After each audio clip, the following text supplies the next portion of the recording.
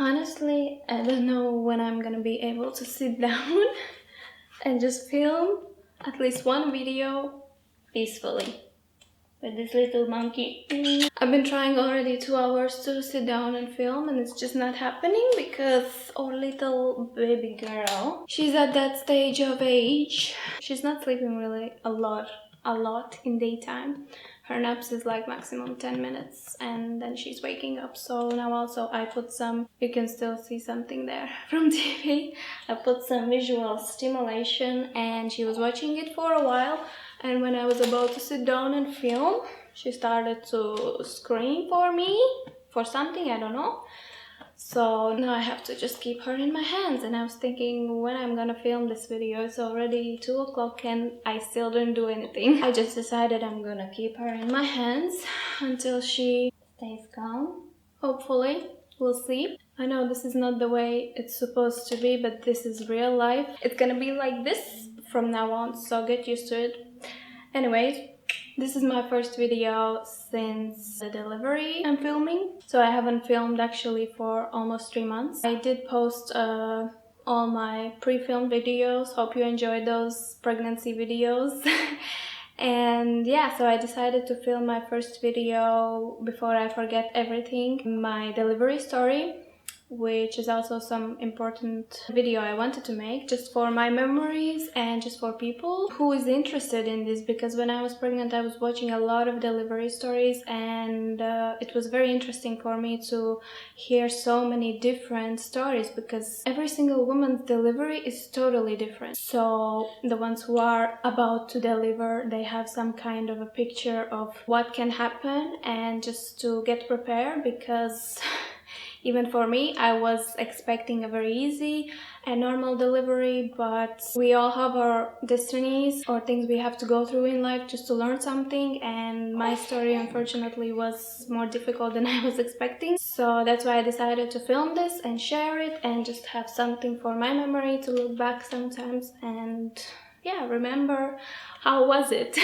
Before I start, I just want to say a huge thank you to all the people on Instagram, on YouTube, who was commenting and writing me congratulations and everything. I really didn't have time to answer to every single person, but I am really thankful for all your best wishes, and it's just amazing how people are supportive at this stage of life. And I was very shocked even in here in Dubai to see how many people are supportive and ready to help you any second you need help, because I am first time mom and the first month it was hectic. It was not hard physically but it was very hard mentally. It still is, but I'm coping with it, I'm working on it. So I will just start with the story.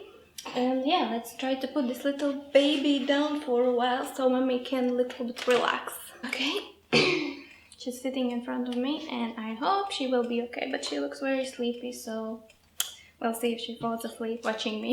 So firstly, what I want to start with is I want to mention what was my delivery plan. Basically, my delivery plan was very easy, very basic. I just wanted to have as natural as possible the delivery. I wrote down that I want to have natural delivery. I want to push myself. I don't want any pain reliefs, any epidural, unless I ask, because obviously I never delivered a baby, so I don't know what kind of pain is it, and can I mentally and physically bear with the pain. So unless I ask for it, I didn't wanted any pain reliefs, I didn't want it to be induced, and so on. Basically just a natural delivery. So my due date was on 15 April. It was Monday, and of course obviously nothing still happened. I did had a very mild contractions here and there, but they were not something to worry about, something to think like I'm close to labor. When 15th of April hit, my doctor actually wanted to induce me, but I was totally against it. I said I still want to wait a little bit and give the baby a chance to decide which day she wanna come out. So yes, and she said she will give me maximum 1 week, and if nothing happens she will obviously induce me. Because it was already my due date, I was starting to think, what can I do, how can I naturally induce my labor. I bought castor oil, which I didn't drink at the end because I was a bit scared. But I did eat pineapple both days, and I ate spicy food. I did bounce a lot on the birthing ball, just the regular training ball, and I did some exercise for over 2 weeks before the labor actually, which also is kind of inducing labor. Some special exercise I found on YouTube. I don't know if they helped, but yeah, I was doing that also. So after 2 days eating pineapple and everything, all this, all that, on Wednesday my contractions was increasing. Around evening time on Wednesday, it was increasing more. We went with my husband for an evening walk around 8 o'clock, I think. We went outside for 1 hour and we came back. And through all that walk, I had around 4 to 5 contractions. They were okay, I could bear with it, but I had to stop when the contraction was starting, and then I could keep on walking. So when I came home, I was thinking, okay, maybe something gonna happen tonight, who knows? I was very excited, obviously. So yeah, when I was home, the contractions like lowered down, they were not as frequent. And yeah, so I went to sleep, everything was fine. Then around 2 o'clock I woke up again from contraction. So until 4 o'clock the contractions was like very here and there. They were very close in time, like maximum the longest period between a contraction was 15 minutes, but the longevity of them was like 30 seconds to 1 minute, and the strength was really more. Bless you, my love. Bless you, my love. And my husband woke up, he heard that I was really heavy breathing, and I told him that like the contractions are stronger and I really have to breathe through them and take my sweet time. And then he said, okay, if you feel like we have to go to hospital, just tell me. But I was still feeling fine. I was still thinking like we can stay home. It's not that crazy. So 4 o'clock in the morning, I was already feeling like the contractions are almost frequent, too close to each other, so maybe I should go to hospital. So I texted my doctor. So that day I had the appointment for doctor to check the baby, everything, if everything's fine. So she said if you can still wait, just wait. The contractions doesn't look that frequent to already go to hospital, but the doctor will check once I get to the hospital in the morning. Around 6 o'clock or 5 in the morning I fall asleep again. Then 7 o'clock, 8 o'clock I woke up again from the contractions, and then I thought, okay, we have to go to hospital to the checkup and plus to see what's happening. We went to hospital around 9 o'clock. Of course we took all our bags was ready because we knew this day will come sooner or later. We put the bags in the car. Once we got to the hospital, they checked the baby, they checked me, everything was fine. They called my doctor and they said that I'm in labor already, so I should already stay in the hospital. So then we went to the room. They bring me to my kind of labor room, but not where I'm gonna deliver, the room before. Something like that. Yeah, the contractions at that time was still not very crazy strong. Around 5 o'clock, I think. By the way, this is already Thursday. I forgot to mention.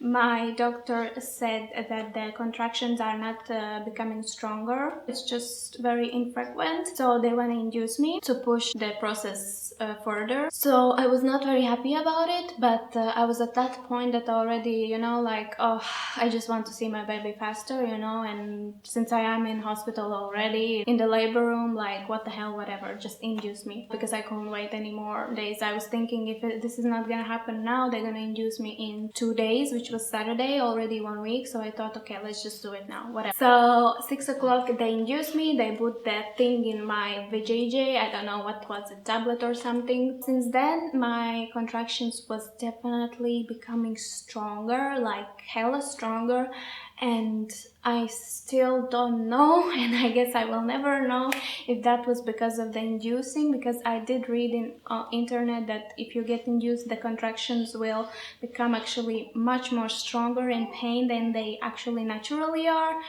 which kind of makes me feel that's why it was so strong, but you never know. Doctors always say that no, that's not the reason. But anyways, my contractions was really increasing. They were really strong, and by 7 o'clock, 8 o'clock, I was already like, I was moaning very loud, and I was wrapped around my husband every time I had a contraction. I was so hungry also. We ordered some dinner for me and I couldn't even eat because every time my contraction came I just had to stand up and bend over my bed because the contraction was just like very painful. So the contractions went and they became so strong that I cannot take it. Literally, I couldn't take it for already 4 or 3 hours. It was really strong that I was like moaning very loud. I was trying to keep silent because there was nurses, there was other mothers delivering, so I didn't want it to be loud, but like, you know, sometimes you cannot control it. Like, obviously it's your delivery. Because it was so strong, I was like, you know what, it's like, just give me epidural. Like, I cannot, like, if I have to do this another 4 or 5 hours, I will just die from this pain. It took a while to get the epidural. One thing that really made me so pissed in this all delivery labor, that every time I asked something, it took like at least 1 hour to get it. And you know, when you're at that point of situation, in that pain, you don't have time to wait for anything. You just need it now and you cannot wait. And that was definitely one thing I was like all the time screaming to my husband, where is the epidural? Where is the epidural? And he was like all the time checking with the nurses, like, oh my god, my husband, thank you, my love, like, you're the best thing ever. Like, he was a soldier in my delivery. Like, I never saw my husband in this kind of a position, but he handled the delivery so well and he was just so calm and helping with everything. I'm just so blessed to have such a husband. Like, I'm so thankful. We asked for epidural 9 o'clock and I got the epidural only 11. So it took a while, but yeah, the most important, I got it. At that time when I was waiting for the epidural, my temperature, fever got high. I got a fever and I don't know how high it was. I don't really remember, but I suppose it was really high because I started to shiver really bad. So, okay, multitasking, feeding and filming, because I just don't have a choice, you know, because I have to finish this video. Anyways, so yes, we got the epidural 11 o'clock. I had a fever, I was shivering. The doctors came to put the epidural. My husband had to be outside of the room. I still don't get it, why they always say for the person to stay outside, why they cannot be in the room when the epidural has been done. I guess maybe it's because of its kind of surgery, but not really. It's very like a precise job to do, so you cannot be distracted, I guess. Maybe that's why. So yeah, the nurse was holding me, trying to relax me because I was shivering. So obviously when somebody is doing something in your backbone and you're shivering, it must be a very hard job, plus the contractions. So they did the epidural for I think 15 minutes or 20. People always ask, was it painful? Which I don't know how it's for other women, but for me it wasn't painful at all. Like, painful was the contractions through the epidural. So yeah, I was like so amazed how much of a change it gave. Like, I didn't feel any pain whatsoever for 2 hours. I didn't feel any pain at all. I just felt the contractions. Like, they always say you feel it but you don't feel the pain, which is true. It's like you can feel something is happening down there, like you feel like some pressure but you don't feel pain, which is amazing. And I was so like, why I didn't do this earlier, why I wait till 9 o'clock to get my epidural, which I got 11 o'clock. Anyways, I got the epidural, 2 hours. I was amazing. I didn't feel anything. I still had fever. I don't know why they gave me, I think, antibiotics or something. I don't know, something to put down the fever, but yeah, I was still shivering a lot. I don't know why. By the way, I'm talking and I forget to say the most important. This is what happens when you film and you are distracted all the time.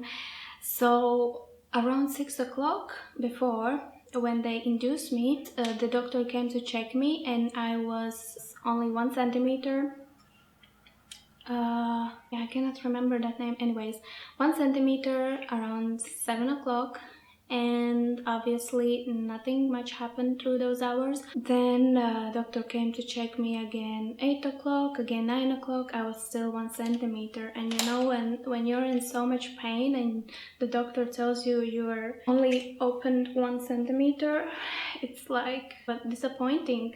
You're like disappointed in yourself that, like, it's been so many hours, but your body still didn't do its job, you know. Let's go back to the story with the epidural. After 2 hours, yeah, it stopped working somehow, I think, because I started to feel the pain of contractions again, and the contractions was really strong, like crazy strong. I was like holding the bed so tight, I was screaming, moaning so loud. I remember my mom said, whatever you do, if you want to scream, don't scream, just cry.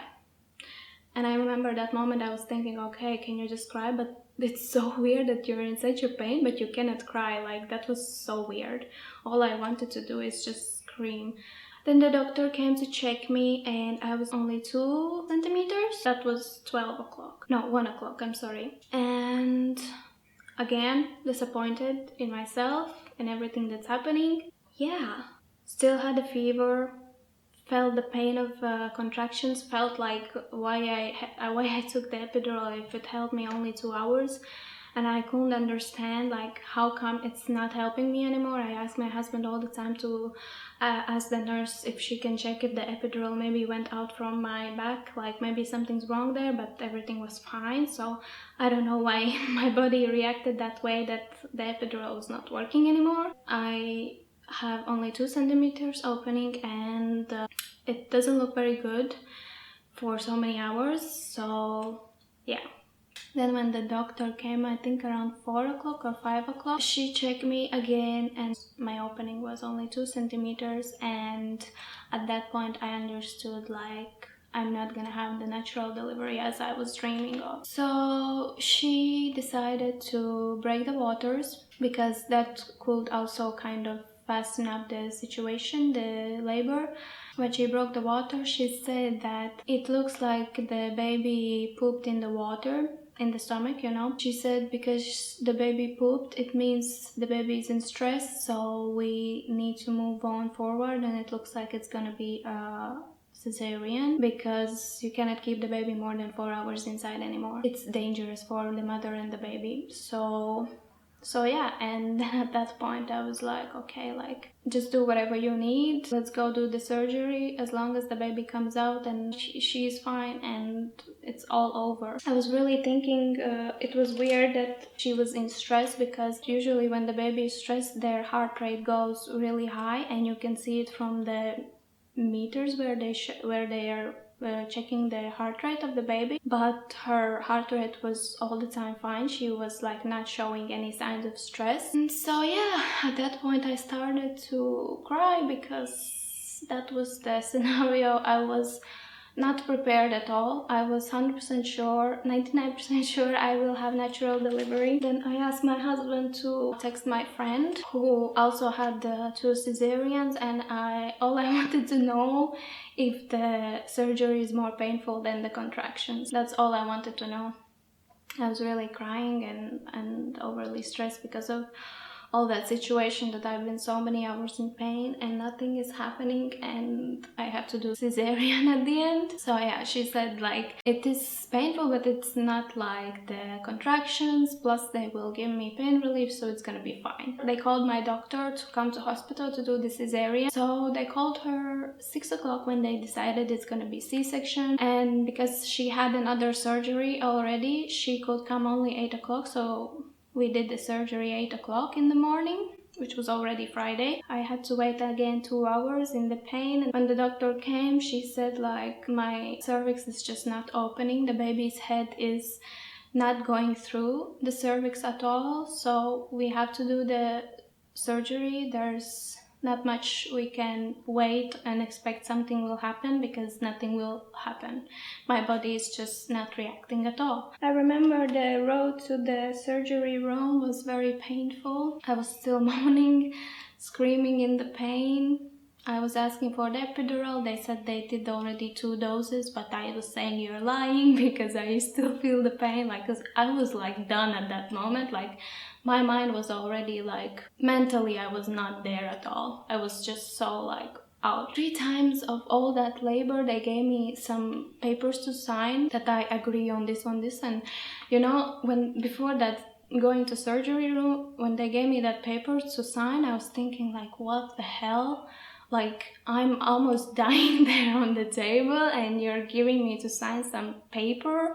Like, why they don't give it to husband or some person that is with you, you know? I don't get it. Why they give to somebody who cannot even read what is in that paper? I just did some, not even my signature, I don't know what I wrote there. And we went to surgery room. They gave me epidural again. I was still screaming in the pain. I was shivering so much that they had to lock my arms on the table like this and lock it both sides. They put the mask on me, the oxygen, and I disappeared. Like, I went to some place, I don't know what. Like, inside I was thinking I'm in a hell which looks like heaven. Everything was white. I remember I was hearing chainsaw sounds. I remember I had this I had this sentence in my mind, like, nothing is worth trying anymore. And I somehow felt like I'm dying. With my mind, I went somewhere in a very dark place where I never want to go back anymore. It just felt like so terribly, like I felt so like squeezed. I felt like life is not real. Everything we do there's no worth of it, and it just was really weird dream. Anyways, the story is not about that. But definitely that was the most worst moment in all the labor, when I was in that stage where I went out of my mind totally. I remember at the end, almost when they started to stitch my stomach back, yeah, I remember, I think they removed my mask already, and so I can come back already, wake up slowly with my mind, which I did slowly, but I couldn't feel anything. I couldn't move my body, I couldn't talk anything, I couldn't open my eyes. I just remember my brain was already back in the place where I was. I couldn't hear baby crying. I was so worried inside that I didn't hear even for a second a baby crying. And I remember that I felt like my doctor was stitching the stomach.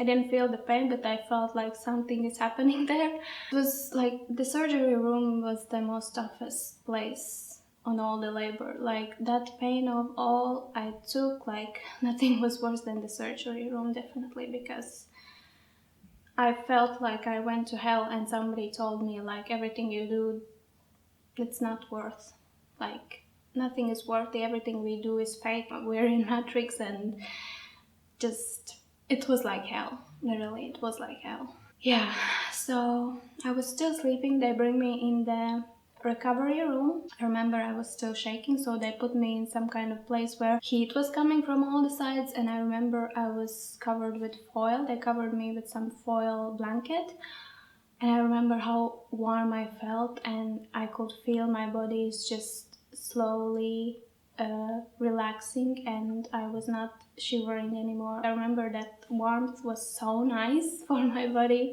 The baby born 8 o'clock 57 minutes.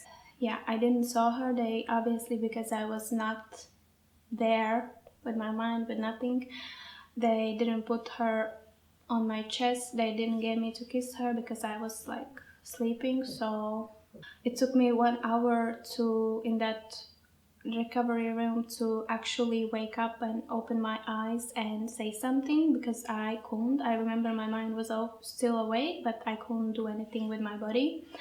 And when I could do it, it was, I think, 10 o'clock. I remember the nurses was going around, and I was just like with my small voice that I could barely take out, I was shouting, "Nurse, nurse, nurse." One of the nurses came and she asked if you're okay, how you feeling. I said, my first question was like, where's my baby? Then she said she's in the baby room, she's getting all like cleaned up and checked and everything. And then I asked, where's my husband? And she said the husband is waiting outside of the recovery room. 10:30, in half an hour only, they came and they bring me to another room where I could finally see my husband, and we had to wait till they bring me to my actual room. 11 o'clock we went to our room and we had to wait a few minutes till they bring the baby. When they bring the baby, obviously I thought I'm gonna cry and I will be so excited and emotional, but when they bring the baby, like, I don't know, it was because of the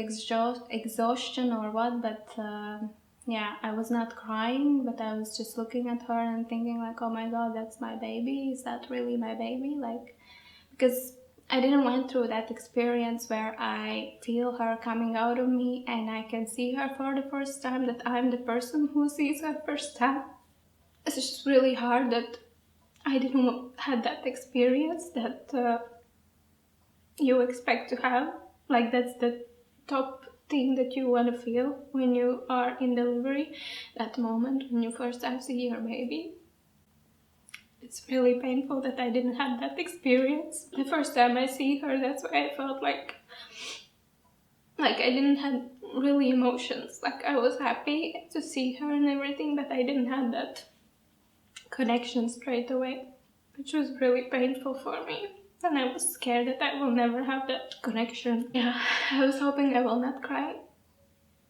But yeah, going back, that's really hard because it was crazy experience for me. And yeah, anyways, I see the baby and they gave me her in my arms and I just thought, oh my god, she's so tiny. She was just so tiny. And then they was trying to give my boobie to feed her, and I remember I was like so excited for it, but I didn't know how to do it, so they like pull it so roughly, my nipple, to her mouth, and she starts to eat, and I just felt like so amazing. I just felt like, even how bad it was, how worst it was, like I think that was the lowest point in my life that I was in my life, but it was so worth for that moment where I just saw her in my arms and she ate from my breast and I could be like her mother. Okay, my camera just died, I guess in the right moment where I started already to